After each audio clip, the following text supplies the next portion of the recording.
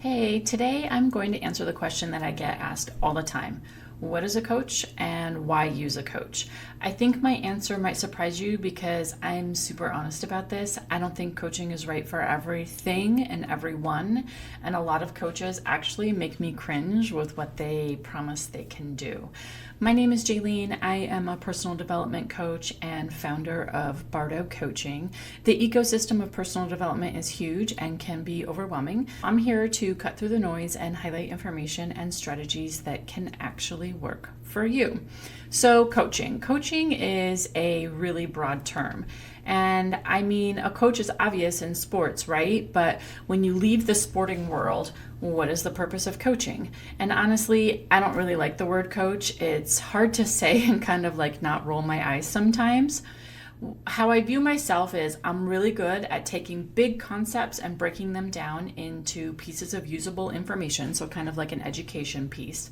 And I'm a great problem solver for a particular type of issue. But that definition kind of like doesn't really roll off your tongue. I personally have always been obsessed with personal development, which I'll get into why in a minute. And very early in my life, I mean like high school, college, I noticed that people would naturally gravitate towards me to talk about what they were struggling with and kind of inherently trust me to talk about what they were struggling with. Then early in my HR career, I started to realize that very often that was still happening, right? People were coming to me, and I very often had suggestions for how to address what that individual was struggling with. And all of my suggestions were from my hyper-focused personal curriculum of personal development strategies. So why personal development? Well, at first, it was because I didn't have a lot of skills, like me personally. When I came out of my young life, I'll say, and into adulthood, I showed up without a lot of emotional intelligence and without a lot of relational skills. This was a noticeable problem in my life, and the gaps were obvious, and I really wanted to work on them. So it was sort of a personal thing at first, but then as time went on, it became a hobby. It helped me at work to have the knowledge I was getting from personal development.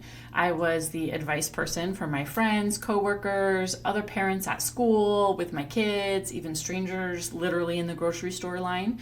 But this is where I started to see a huge gap. I had great strategies that I was giving people, and I was also personally really good at asking questions and finding the right answer for that specific individual.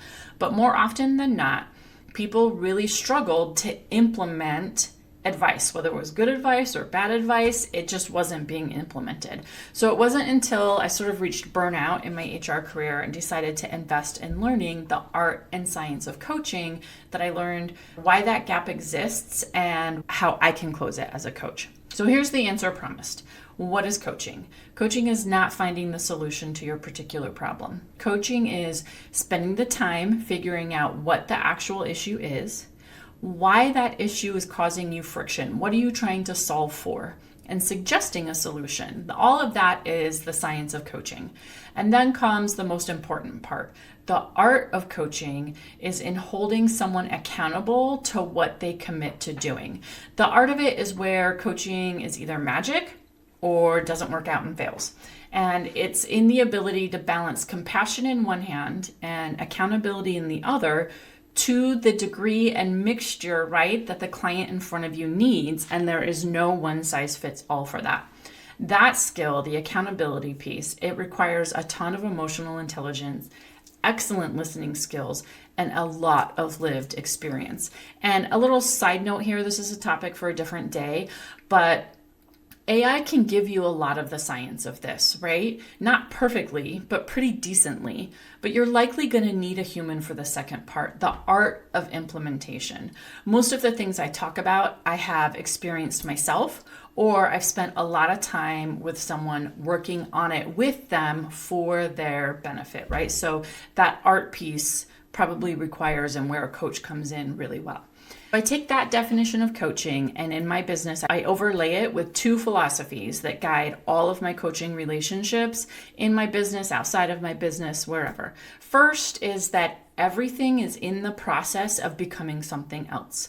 Us, the world, the earth, a seed, the grass, whatever. We're all in the process of becoming something else.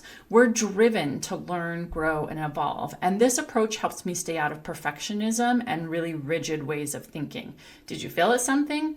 Well, that's an important step in the process of becoming something else. This video is literally an example of that. I recently decided to start recording videos for YouTube because I think there's just too many barriers to getting good guidance and implementation strategies.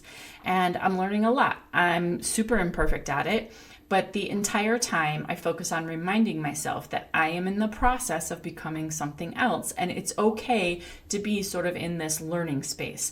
I'm doing something that I don't have all the skills for yet, and honestly, the more mistakes that I'm willing to make and the more resilience that I have after a mistake, the more I am going to learn and sort of the quicker I'll get out of the uncomfortable learning space. The second philosophy I actually picked up from a dating coach that I follow. She introduced the idea of NATO to me, and I immediately saw the value in coaching. And she's a great follow for more than just dating advice. She gives great communication advice, so I'll link to her social media in the show notes, so check that out. NATO in this case means not attached to outcome. Do we have goals? Of course we do, right? That's sort of like the primary point of a coaching relationship. But when I'm coaching someone, my job is to keep the end goal in sight for you. Your job is to do the next thing you committed to the best of your ability and trust that it will get you to where you want to go. If you are too attached to a specific outcome, you can often miss a more aligned outcome. And it's my job to help you recognize that by observing your behavior and how it lines up with what you say you want, right? Sort of comparison of behavior and action. And again, applying NATO to this video. I'm not attached to any outcome. I have some goals, but I'm really open to the end result being completely different, and also letting the things I learn along the way actually be the goal. Next up, I'm going to tell you why coaching is a slippery concept and where it goes wrong. I'm also going to give you some suggestions on how to kind of know if a coach is right for you and what to watch out for in this kind of big new industry that's very unregulated, right? Before that, though, a reminder that you can always schedule an absolutely free 20-minute consulting call with me to see if coaching is right for you. In this call, we don't just talk about coaching, we actually do some coaching, so you'll leave with some insights and a really good idea of what it looks like. So hit the scheduling link in my bio to set that up. Okay, coaching is a slippery concept. First of all, it's so broad. People want coaches for nutrition, athletic needs, executive work, management work, goals, habits, emotional intelligence. Like the list goes on and on, right? Second, when people want coaching help, it's usually because they have a vulnerability that they need help with. And again, that could be a bad golf swing or a confusing communication style that's affecting your relationships, right? Either way, that is a vulnerability that you have to open up to someone about. And that can lead to predatory marketing where quick fixes and easy solutions are super attractive. Because like who wouldn't want to fix their communication style with these 5 quick tips? And finally, coaching can look like therapy to some people, but it is not. So let me be really clear. There should not be a blurry line there. There should be like a very solid brick wall. I am not a therapist. I do not have the skills to be. If you want to learn about different strategies to manage your stress, I'm here for that. But I can't help you figure out why your childhood feels so stressful. And that's a really important difference that I don't think enough coaches are making. So to recap, the simple definition of a coach is they are a combination of a trusted authority on a certain topic and an accountability partner, compassion giver, hype person. Some things to look for in a coach. When you are looking for a coach, you should avoid someone that promises quick fixes.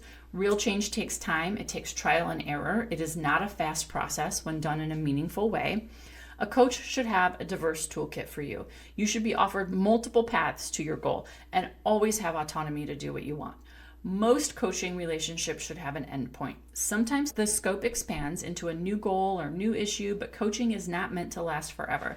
There's a couple exceptions to that, but generally I find it's a cycle of working on things and breaks for integrating that new skill into life. The coach you are interested in should be asking you questions to make sure you're a good fit for them and their style, and to make sure you understand the process and what it looks like and how it works.